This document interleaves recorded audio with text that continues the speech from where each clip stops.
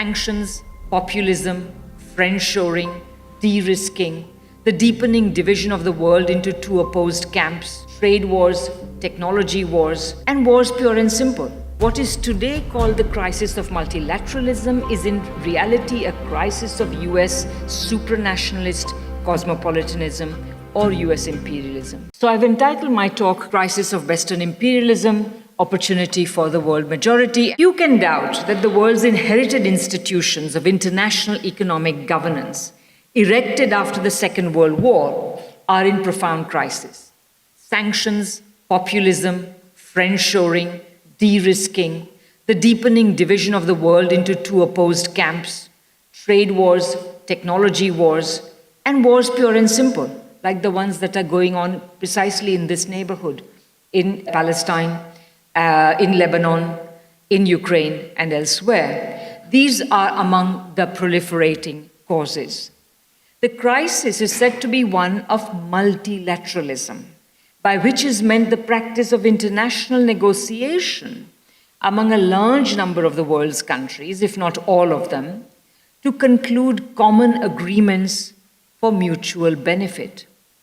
Those who label the crisis in this way call for a revitalization of this practice. However, multilateralism is actually thriving.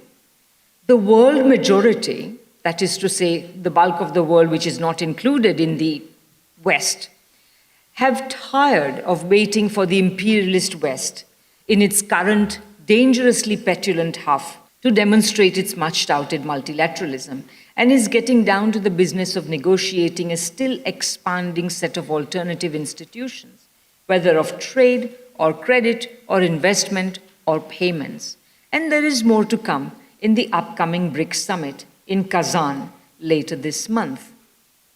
The United States led West, by contrast, and I will use the term to refer to the imperialist core of the world economy, as it was when the capitalist imperialism peaked in 1914, plus a small number of hangers-on that it has acquired since, as most clearly seen in a map of the countries that is imposing sanctions on Russia today. So this US-led West, which has for so long arrogated to itself the title of the keeper of the flame of this multilateralism, appears hell-bent on destroying the institutions it touted as its major achievements, until recently, whether by weaponizing the dollar system, undermining the institutional core of the World Trade Organization, which is its dispute settlement mechanism, or bending the IMF's rules, for instance, against lending to a country at war, not to mention turning key United Nations agencies into playgrounds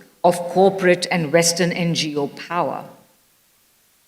It's high time we woke up to the real content of the crisis. The structures of international economic governance burst after the Second World War were not pure and simply the work of multilateralism, but rather the vector sum of opposed forces and opposed principles. What do I mean by that? On the one hand, we had the United States. It sought to replace Britain as the managing segment of the world economy since the early 20th century, when it sensed that British power was waning. Having botched its first attempt to do so after the First World War, and according to its own leading intellectuals, I'm thinking of Henry Luce, the publisher of Life and Time magazines, got a second chance with the Second World War, it came to the negotiations at Bretton Woods and elsewhere, seeking supranational rules, essentially world laws, itself masquerading as world state, that is, the United States saw itself as essentially the substitute for the world state. And these ambitions, which the United States had already nursed by then for several decades, are the true origin of the theory of US hegemony, not any real state of affairs waiting to be theorized. The United States, at Bretton Woods and elsewhere, and this historical conjuncture, sought to transform the rest of the world into the equivalent of domestic territory, making national states redundant, fusing the world economies into a seamless whole for the benefit of US corporations, including by diminishing its allies' empires. As Karl Polanyi put it in a remarkably insightful article in 1945, the United States wished to return to a pre-1914 system of universal capitalism, when in fact, as he put it in his great book, The Great Transformation, it had collapsed once and for all and could not be brought back to life. This is what had happened in the 30 years crisis of 1914 to 1945. And the world, as Polanyi saw it, had objectively inclined towards planned economies and sought multilaterally derived international rules and norms that would enable and foster them. This universal capitalism that it sought, the United States deployed the extraordinary dominance that it had acquired over the world's economy as the only ally which, while suffering no war damage, expanded its economy and loan portfolio as never before as supplier of war material and credit to its allies. You see here a chart of US growth since the 1870s to about 2000. And the two big peaks you see there are the two world wars. You can see that the two world wars were the thing that really expanded the US economy. It's no wonder that the US economy is so addicted to wars. So that was the United States on the one hand. The opposed force was the rest of the world, which consisted of the United States' war-torn allies, as vulnerable to economic collapse as to the charms of communism, in an age when Uncle Joe was more popular in Europe than Uncle Sam, both at home and, of course, also in the sprawling empires of Europe. There was the Soviet Union and East European communist countries with their planned economies. And then there were the demands of the rest of the world, whether these countries were independent, as in Latin America and much of West Asia, or soon to be independent in Asia and Africa. And these demands were for industrialization and development. None of these three categories of countries could withstand the sort of liberal economy the United States sought to create without suffering economic damage and subordination, and they had no intention of doing so if they could help it. The story of the establishment of the structures of international economic governance after the Second World War is intelligible only if we understand that they were the outcome of an ongoing clash between these two principles of US supranationalism, sometimes helped by its allies and sometimes hindered by them, and the multilateralism of the rest of the world. The best way to understand US supranationalism is to understand that it as economically cosmopolitan. The German mercantilist Friedrich List used this expression in the mid-19th century to describe the sort of world order as envisaged by the then dominant capitalist country, Britain, designed for the benefit of British capital.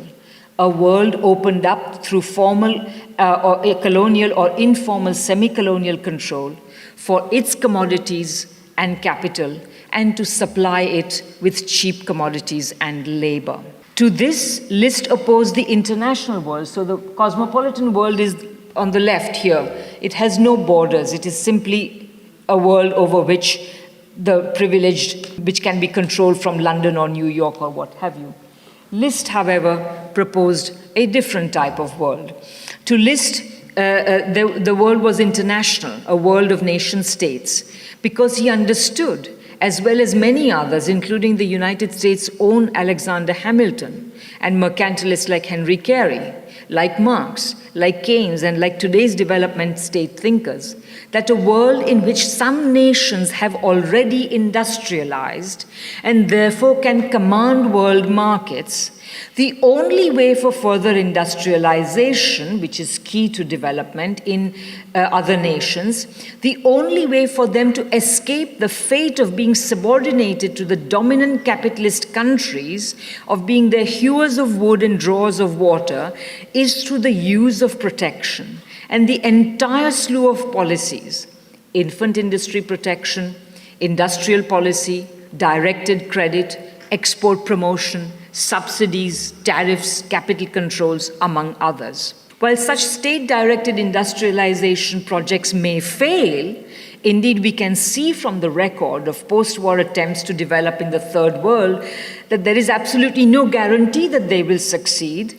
No development is possible without them. This was as true in the late 19th century, when Germany, the United States itself, and Japan industrialized, as it was after, when the Soviet Union did, and in the mid and late 20th centuries when European economies and Japan recovered, or in the 60s and 70s when South Korea and Taiwan province industrialized, as it is true today as we see from China's industrialization.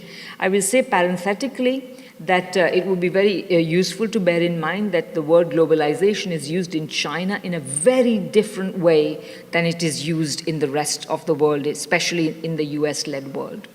In the latter, it means basically free markets and free trade, whereas in China, it means more trade through managed trade. The suppression of this truth, the truth that List identified, has been the overriding ideological mission of the West. If the ruling ideas of any society are the ideas of the ruling classes, the ideas that serve their interests and maintain their power, then the ruling ideas about a world order would understandably tend to be those of the dominant powers, that is, there being no world state. These ideas also tend to be useful in perpetuating their dominance, in particular by mystifying the real sources of national wealth and power. To retrieve this truth and propagate it, I have proposed geopolitical economy as a new way of understanding world affairs. And this is a book I wrote in 2013, and a very important quote of Marx, which you will see the significance of as I talk. Not only does geopolitical economy take the division of the world states into nation states and national economies, and between imperialist countries and those resisting them seriously, but it regards both divisions as structurally necessary to capitalism. It returns to Marx's original understanding of capitalism as contradictory value production, which is forgotten by most Western Marxists and most Marxist economists who derive their understandings from Western Marxism. So it returns to Marx's original understanding of capitalism as contradictory value production and his understanding of international relations as the relations of producing nations, hence not geopolitics and geoeconomics, but geopolitical economy. It considers imperialism to be rooted in the contradictions of capitalism. It considers anti-imperialist resistance by those nations that capitalist imperialism would subordinate as inevitable, and as therefore expressing the contradiction of capitalist international relations. It considers, like Marx, both nations and classes to be agents of history, contrary to so much Western Marxism, which does not take account of nations at all. Marx says here, if free traders, he said this in 1848 at the height of the version of Marxism, which is generally touted by so-called Western Marxists as being globalist before its time. He says, if free traders cannot understand how one nation can grow rich at the expense of another, we need not wonder these same gentlemen refuse to understand how within one country, one class can enrich itself at the expense of another. This shows that for Marx, nation and class were two agents side by side, working together to make history. A geopolitical economy further considers the resulting dialectic or struggle between imperialism and anti-imperialism to be the principal motor that has driven the evolution of the capitalist world order since its beginnings. We can also think of it as a struggle between what Trotsky called uneven development, which privileges imperialism, and combined development, which constitutes a response to it in the form of state-led development. Between the denial of development, which is the essence of imperialism, and the pursuit of development, which is the essence of anti-imperialism. Between the complementarity that imperialist countries would impose between their own high-value production of technologically sophisticated goods and the low-value production of the subordinated world, and the latter's efforts to establish a similarity of productive structures. Further, geopolitical economy argues that in the contest between these two forces, the anti-imperialist side has tended to prevail, slowly but also steadily, making the world ever more multipolar. And that this meant that though some sort of British dominance was inevitable because Britain was the first industrial power, it was also short-lived and unrepeatable. And that the United States had the misfortune of being able to attempt to emulate that sort of dominance only after the world had already become multipolar and hence had already made such attempts unsuccessful. And of course, the US was also fated not just to face challenges from other capitalist countries, but also from socialist ones. Geopolitical economy finally considers the anti-imperialist resistance of national states no less essential to advancing humanity along the path to socialism, or a vision of egalitarian, prosperous, ecologically sustainable, and peaceful cooperative world under any other name. If you don't like socialism, you can call it whatever you like. So it considers this anti-imperialist resistance as being as important as the struggle of classes, women, peoples struggling against exploitation and oppression, an understanding which we and my colleagues and I, my friends and I, also managed to voice in the manifesto of the International Manifesto Group entitled Through Pluripolarity to Socialism. The geopolitical economy of the post-war system of international economic governance was the result, therefore, of the clash between US supranational or cosmopolitanism and the rest of the world's multilateralism, aiming to accommodate their need to breach liberal principles in the interests of recovery, socialism, and development. The principal parameters of the outcome of this clash can be briefly listed. The US desire to construct a liberal world order of the pre-1914 sort could not be fulfilled. The United States' ambition was always thwarted. It had to accept the creation of a United Nations, and though it corrupted its one nation, one vote principle with the permanent members of the Security Council, it had to its goal, had to include within those 5 permanent members the Soviet Union and China.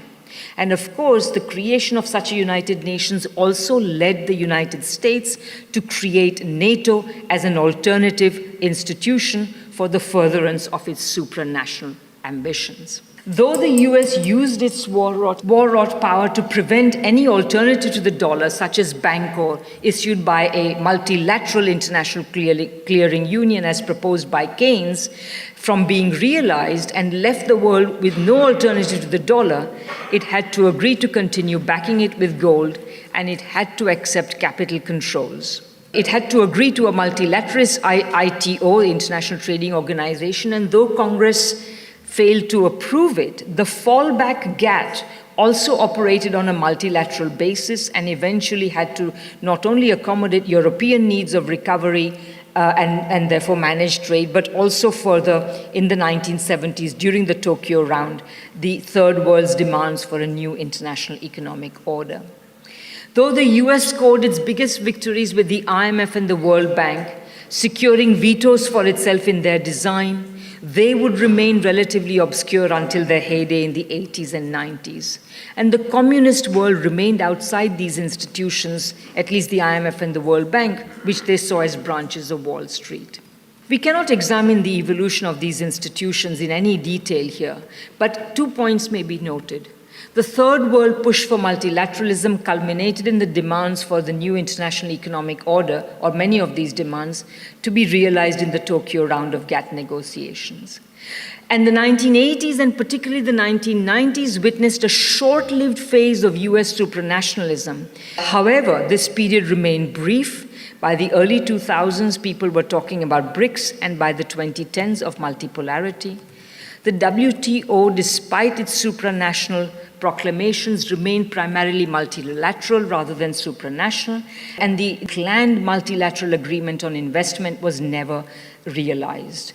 So, to conclude, what is today called the crisis of multilateralism is in reality a crisis of US supranationalist cosmopolitanism or US imperialism. That crisis has been long in the making, and has reached something of a climax today. Though the crisis today takes a violent and conflictual form, thanks largely to the refusal of the United States and some of its allies to understand and accept the new world that is emerging with good grace, it is also allowing true multilateralism to emerge from under all these conflicts that have been caused by this refusal to accept. So with that, I will end. Thank you very much. 姐妹们总烦恼脸上细纹干燥与暗沉，现在起跟我一起放心交给 KS Royal Face 皇家颜值逆时奇迹系列。KS Royal Face 皇家颜值逆时奇迹系列，它添加5种 EGF， 专门防止肌肤老化，强化皮肤修复，增加肌肤弹性水嫩，轻松抚平皱纹，换回青春自信。KS Royal Face 皇家颜值逆时奇迹，护肤露、全效精华、精华霜，即刻启动冻龄密码。